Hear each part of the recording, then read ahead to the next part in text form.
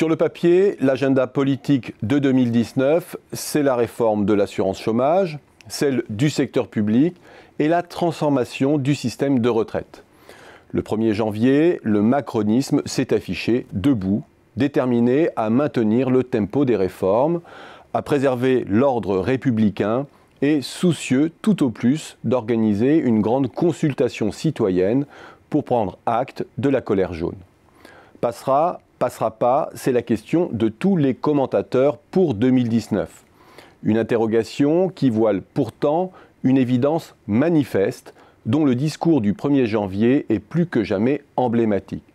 Le macronisme est et reste une grande intention armée de moyens dérisoires et anachroniques. Il est au fond le reflet d'un échec intellectuel collectif.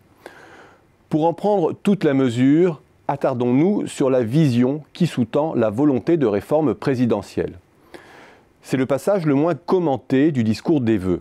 Or, c'est précisément celui qui révèle au grand jour ce qui cloche depuis les débuts et continuera à clocher dans le macronisme.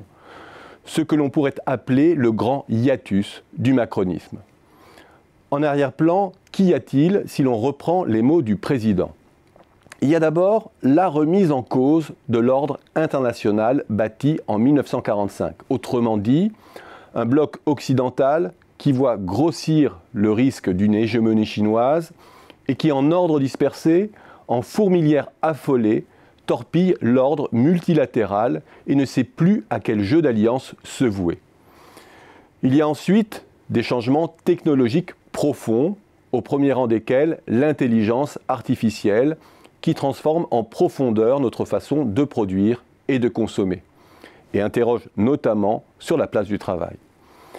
Il y a encore un capitalisme ultralibéral et financier moribond, trop souvent guidé par le court terme et l'avidité de quelques-uns, il va vers sa fin, nous dit le président. Constat pour le moins lourd d'implications.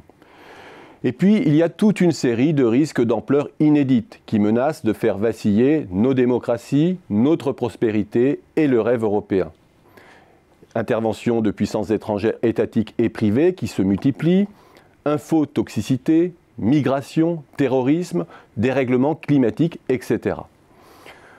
Face à cela, que nous dit le président ? Nous voulons innover sur le plan démocratique, social, politique, économique et environnemental pour bâtir les nouvelles sécurités du XXIe siècle. Je reprends là encore ces termes. Autrement dit, Macron revendique le besoin de nouveaux logiciels politiques inédits. Ce qui signifie notamment que le président doit rompre avec la logique de ses prédécesseurs qui consiste à importer à petite dose les bonnes pratiques d'autres pays, tout autant que nous enferrés dans une crise systémique. L'intention est belle. Et c'est à ce stade du raisonnement que surgit le grand hiatus. Car dans les actes, le macronisme, c'est du blairisme réchauffé. C'est avec 20 ans de retard, un paradigme qui est partout assez violemment balayé par l'histoire. C'est le plat du rapport Attali servi froid. Le rapport de l'avant 2008 compile de toutes les réformes qui dormaient dans les tiroirs de Bercy et de l'OCDE depuis 30 ans. Le rapport de la mondialisation heureuse qui, ironie du sort, chantait les louanges de la formidable capacité d'adaptation de l'Espagne, du Portugal ou de la Grèce. Les vertus d'une innovation aiguillée par une financiarisation féconde. Autant dire un objet intellectuel vintage qui ne colle ni avec les réalités lourdes du monde, que le président a lui-même mis en exergue, ni avec le ressenti des populations déclassées. C'est cela, pour l'instant, le macronisme, un conformisme désuet à mille milles de l'innovation politique qu'il prétend incarner et des constats forts et lucides qu'il pose en préambule. C'est une pensée en crise, piégée dans le même déni de réalité que celui que le président reproche à ses prédécesseurs, et qui pousse les électeurs dans les bras de vrais apprentis sorciers, à défaut de vrais innovateurs.